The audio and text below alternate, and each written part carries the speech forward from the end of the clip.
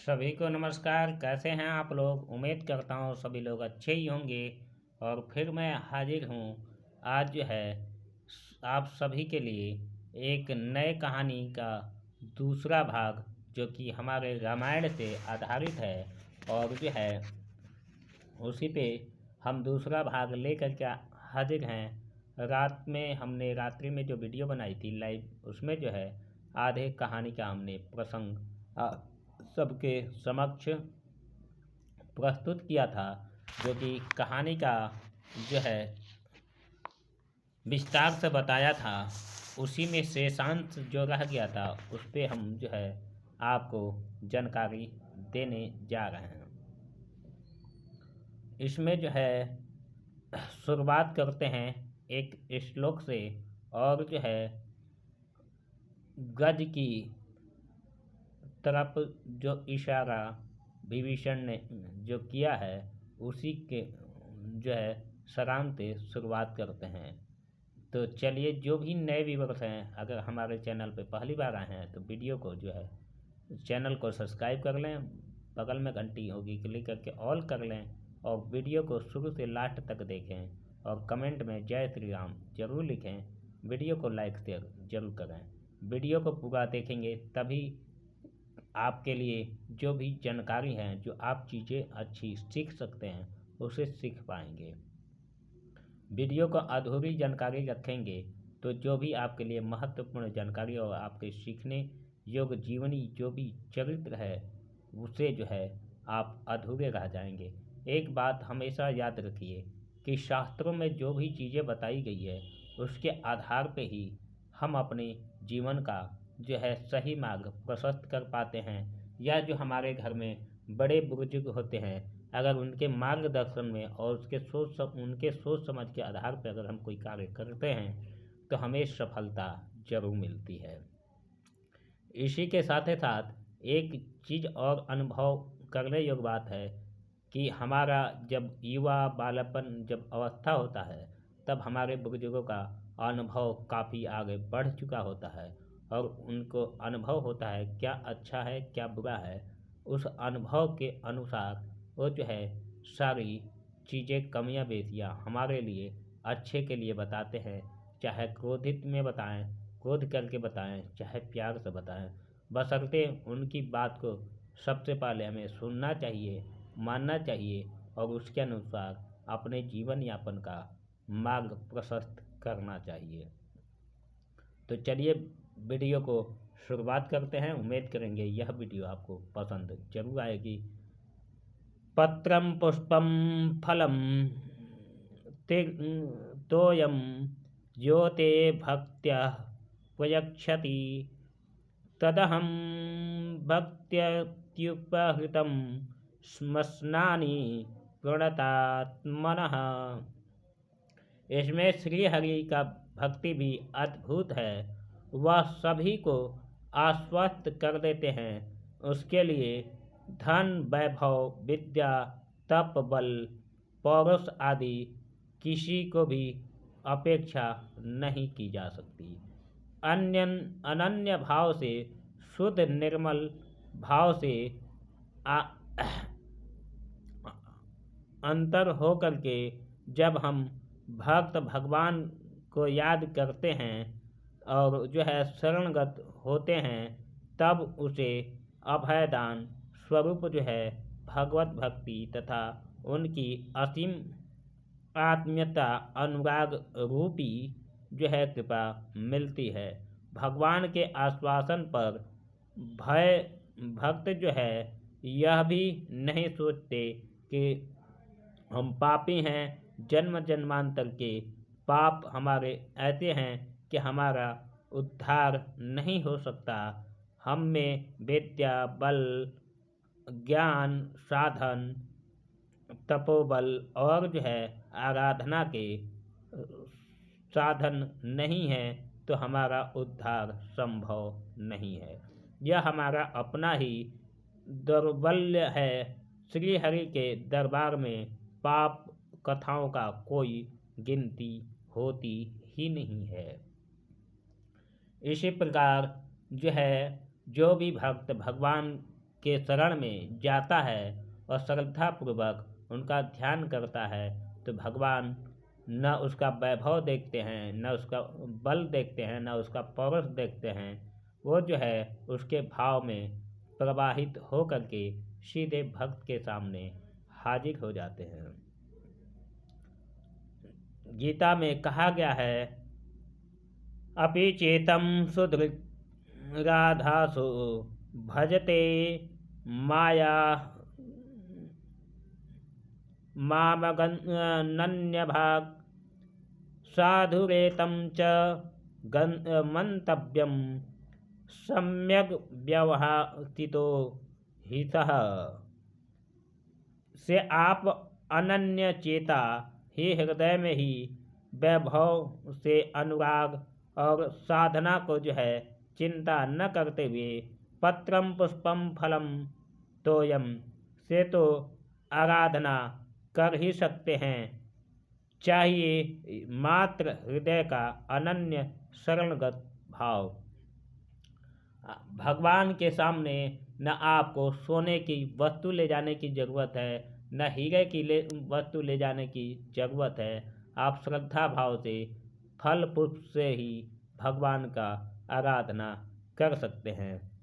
गीता में ही कहा गया है 9वें अध्याय के 22वें श्लोक में, अनन्याश्चित्यन्तो माम ये जना पर्युपासते तेतां नित्यभियुक्तानां योगेक्षेमं वहाम्यहम्।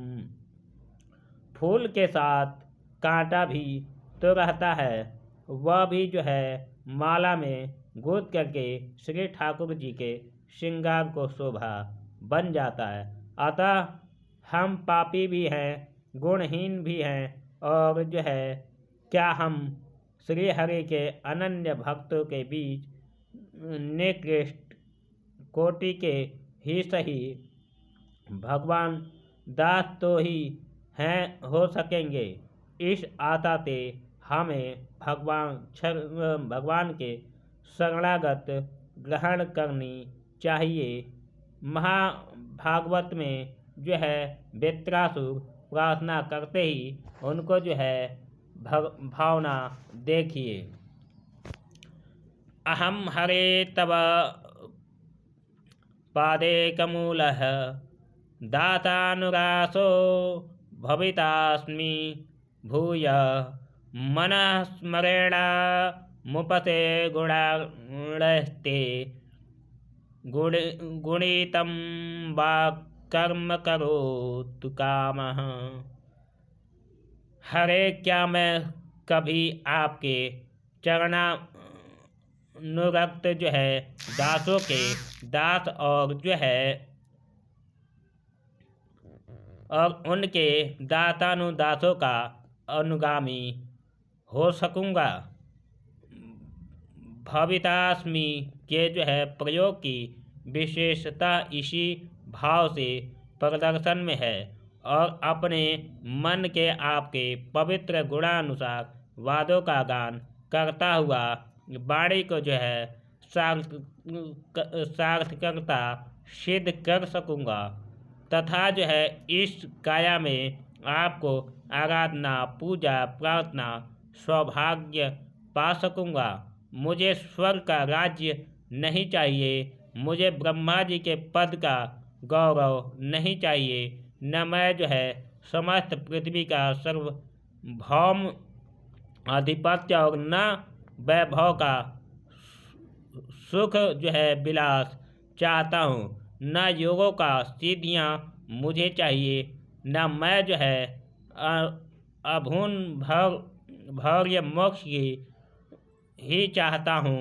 मुझे कुछ नहीं चाहिए, मात्र आपके श्री चरणों में ही शरणगत चाहता हूँ। यदि उपयुक्त सारी सिद्धियाँ मिल भी जाएं और आपके चरण कमलों का सेवा भक्ति उपासना न मिले तो उन सब से स्वतः लाभ यह अनन्य भक्तों का फड़कने की जो है चाह होती है, भटकने की चाह होती है। क्या ही भक्ति का फल है, क्या ही भक्तों की चाह है, क्या कभी किसी से ऐसे अद्भुत चाह की है। जब भी कोई भी भक्त भगवान से सिर्फ अपने उनके चरणामृत के लिए प्रार्थना करता है, तो आप ये समझ लीजिए कि सारे सुखों का त्याग करके, क्योंकि शारीरिक सुख तो जीवन में सब भोगते हैं, लेकिन जो है मानसिक सुख और मन की सुख ईश्वर के ही शरण में मिलती है।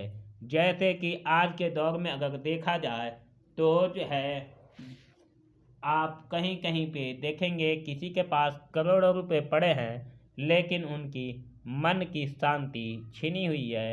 अलग अलग तरह के उनके मन में विचार और भटकाव बने रहते हैं, और वो जो है इसी तरह से भटकते भटकते शरीर रोगी होकर के जीवन भर जो है कष्टों से जो है पीड़ित रहते हैं, लेकिन जो है उनकी चेतना नहीं जग पाती है कि वास्तविकता हमारा सुख कहाँ है, और वो धन और दौलत के वैभव के अहंकार के चक्कर में अपने जीवन का ही स्वयं सर्वनाश कर लेते हैं। इसी तरह से जो है वो अपने सर्वनाश करते हुए आगे नरक के भोगी होते हैं। अगर आप जो है 10 मिनट भी ईश्वर का सुबह शाम आराधना करते हैं, तो आपका ये 10 मिनट का ही समय आपके मुक्ति का मार्ग जो है प्रशस्त कर देता है। इसलिए हर मानव का जो है कर्तव्य होता है कि आप थोड़े बहुत समय जो है ईश्वर के लिए निकाल करके उनकी आराधना अवश्य करना चाहिए। बिना लोभ मोह क्षोभ क्रोध इत्यादि सब त्याग करके, सारे विकारों का त्याग करके ईश्वर का शरणगत वत्सल जरूर बनना चाहिए। इसे जो है हम अपनी भौतिक जीवन या उन्नति के तरफ आगे बढ़ते हैं, जो कि हमारा ये शरीर तो नाशवान है। जब इस शरीर को त्यागते हैं तो सीधा हमारा ईश्वर से संबंध और उनके चरण में स्थान मिल जाता है। जैसे कि श्रीमद् भगवत गीता में 6 अध्याय के जो है 6 स्कंद के 19वें अध्याय में 25वें श्लोक में महर्षि वेद व्यास ने कहा है, न नाकपृष्ठम न च पारश्रेष्ठम न च सर्वभोगम न च रसाधिपत्यम न च योग सिद्धिम पुनर्भवम वा समंजयत्वा विरहम्य कांक्षसे। अस्तु भक्त वत्सल भगवान की इस दयालुता और जो है कृपालुता का विचार कीजिए, जहाँ कंस के भेजी हुई जो है बकासुर को वहीन बकी पूतना, जो कि श्री कृष्ण के मारने के लिए विचार से कपट भेष में बना करके स्तनों से कालकूट विष लगा करके ब्रज में आई थी, फिर भी भगवान ने उसे माँ की संज्ञा दे करके उसका उद्धार किया था। अहो बकोयम स्तनकालकूटम जिज्ञासपाणम पायकपत्य माधव।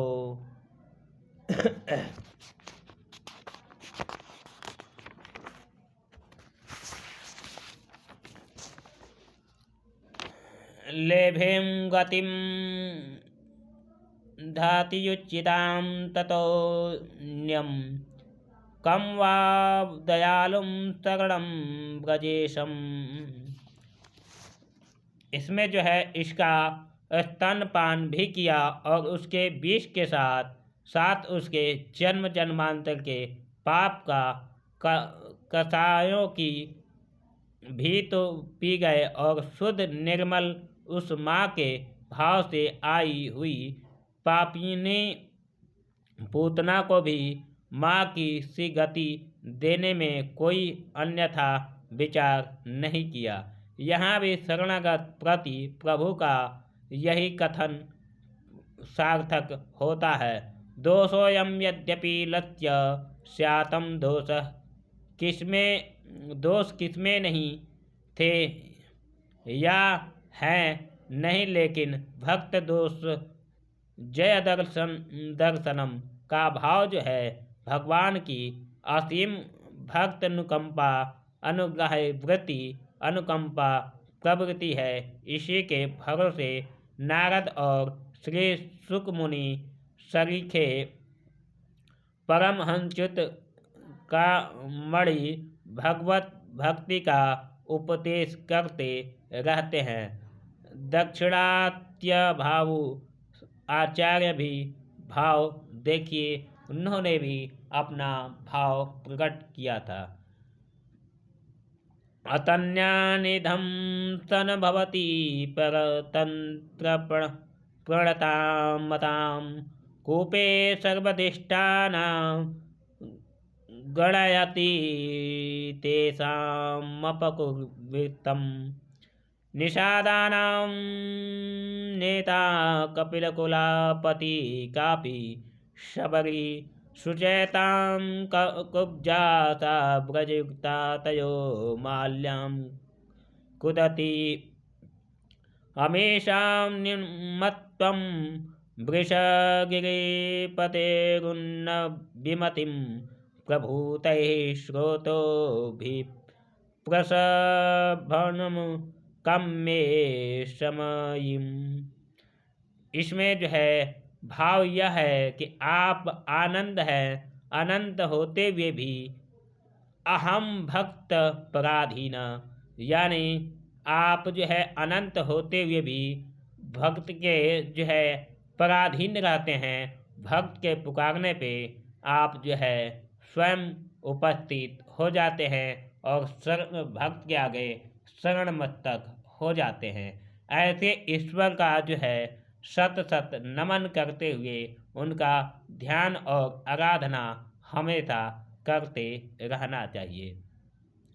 जैसे कुब्जा जो है हमेशा कंस के लिए पुष्पमाला लेकर के जाती तो है, लेकिन ईश्वर के प्रति उसका श्रद्धा भाव दिखाता है। जैसे सबरी माता जो है रामायण काल में जो है भगवान राम के प्रति अपनी जो है कृतज्ञता और उनकी भक्ति और भावना से जो है पूजती है। ठीक उसी प्रकार सभी को जो है भगवान का जो है ध्यान भजन और आराधना हमेशा करते रहना चाहिए।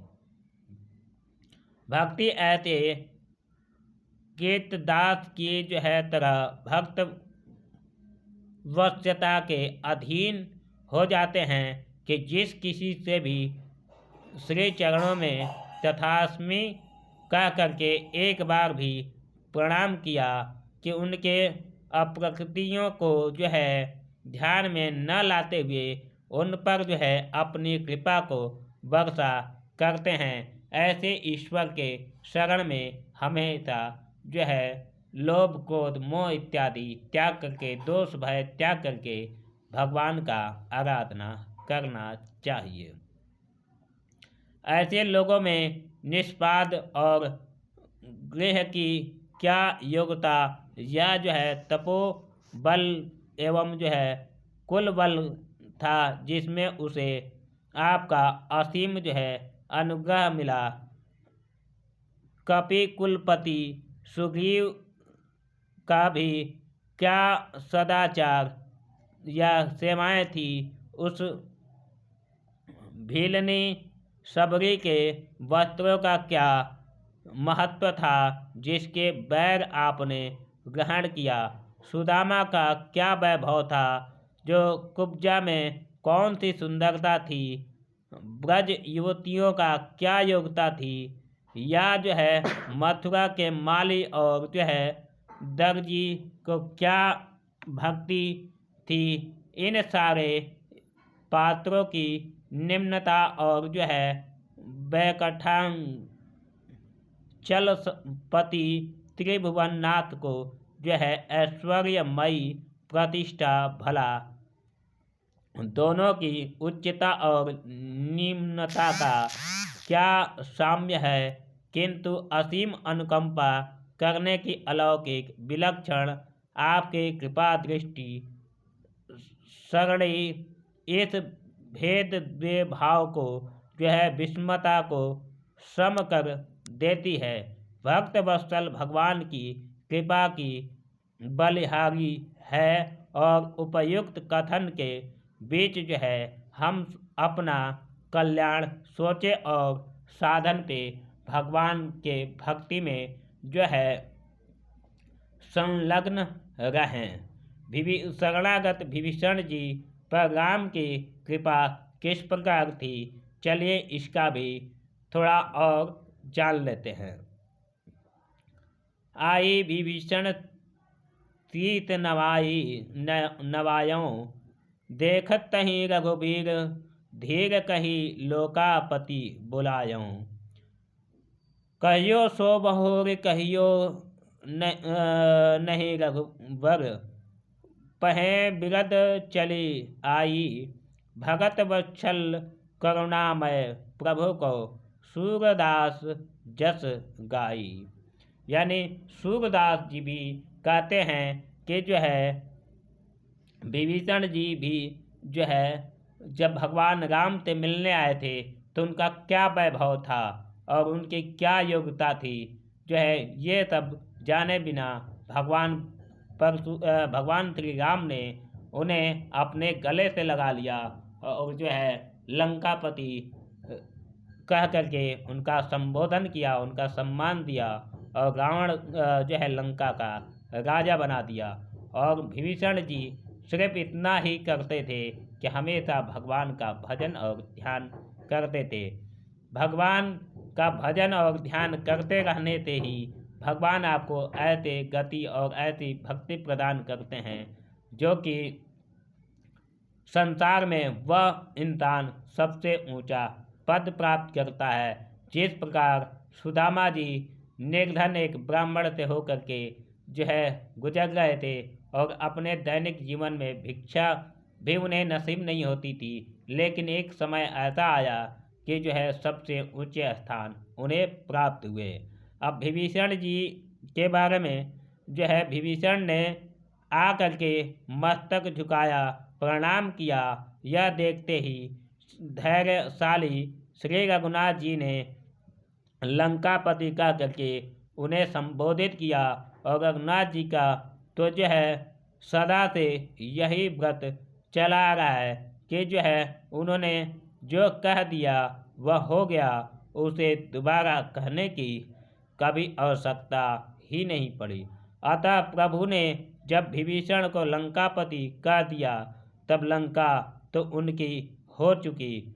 सूरदास जी कहते हैं ऐसे भक्त वत्सल करुणामय स्वामी का जो है प्रशंसा करना चाहिए और इस ऐसे प्रभु के चरणों में हमेशा अपना शीश नवाना चाहिए। ये थी आपके दूसरे भाग की जो शेष रह गई थी विभीषण जी का जो है शरण वत्सलता और भगवान राम की कृपा की महिमा। उम्मीद करेंगे यह वीडियो सभी को पसंद आएगी। अगर आप भी श्री राम भक्त हैं तो कमेंट में जय श्री राम जरूर लिखें। हनुमान जी को मानते हैं तो जय श्री हनुमान जरूर लिखें। आज के इस वीडियो में बस इतना ही। फिर हम कल नए सिरे से नए जानकारी के साथ आप सभी के समक्ष हाजिर होंगे। तब तक के लिए हमें दीजिए इजाज़त। नमस्कार।